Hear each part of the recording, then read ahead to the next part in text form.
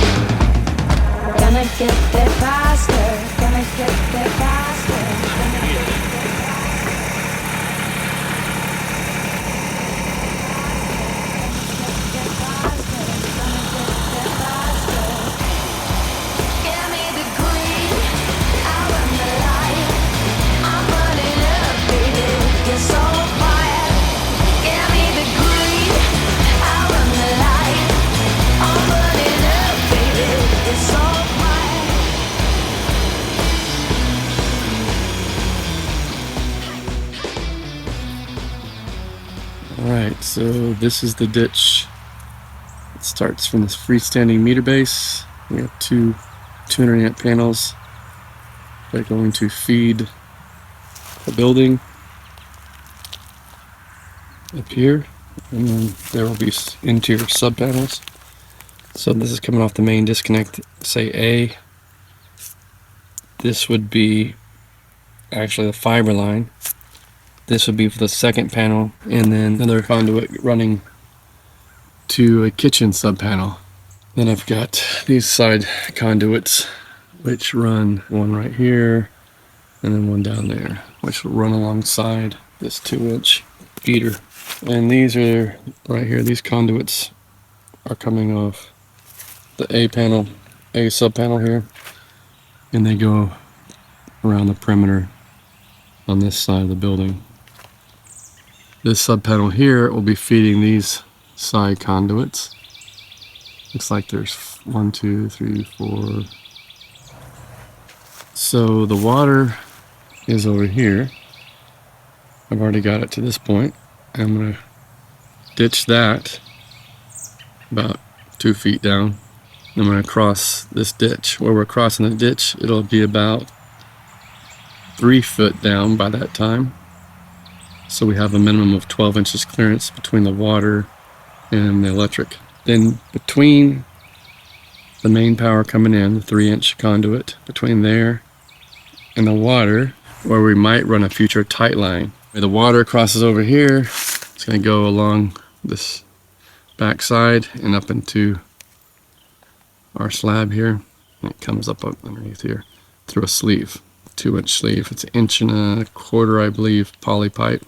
But I'm gonna also probably run this yellow plastic, which is about 15 mil, in that ditch as well, and use that as a root barrier for those trees. That septic line is buried 4 feet deep along the back side here. And it comes behind the freestanding meter base into that second panel. I'm calling that the B panel. Those are our main disconnects for the house. So the actual panels inside the house will be technically sub panels, and they're 200 amps each.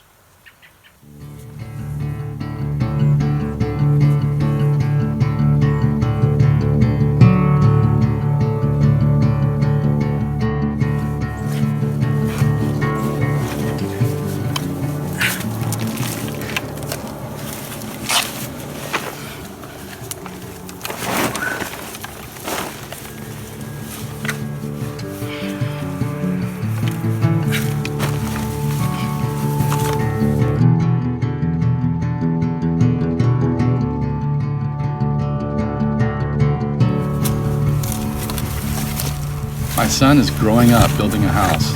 Know-how and muscles in the making.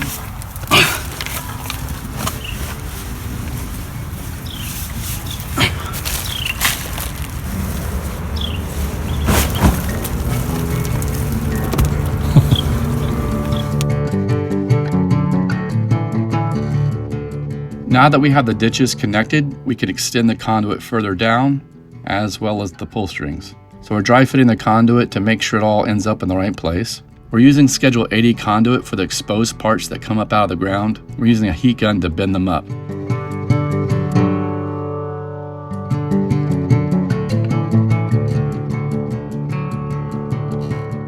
Our goal is to get all of our conduit run past where the water line will cross over, so we can backfill it up to that point and make the connections later.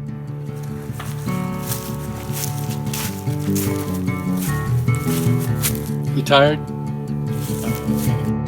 You want to work out and get in shape. That's how you do it. Now you need to drink a lot more water. Thankfully, it's a cool day. It could have been a lot hotter. I had a lot of runoff from the rain a few days back. And we also had there's a few spots we missed, so we had to dig a little deeper, about 6 inches or so, a couple spots. The boys, a dirty truck, tools, in a ditch. The girl, clean clothes, no boots, just some sandals and stuff, moving some fabric around. That is what it has become. You want to dig a bigger ditch. Fit in here.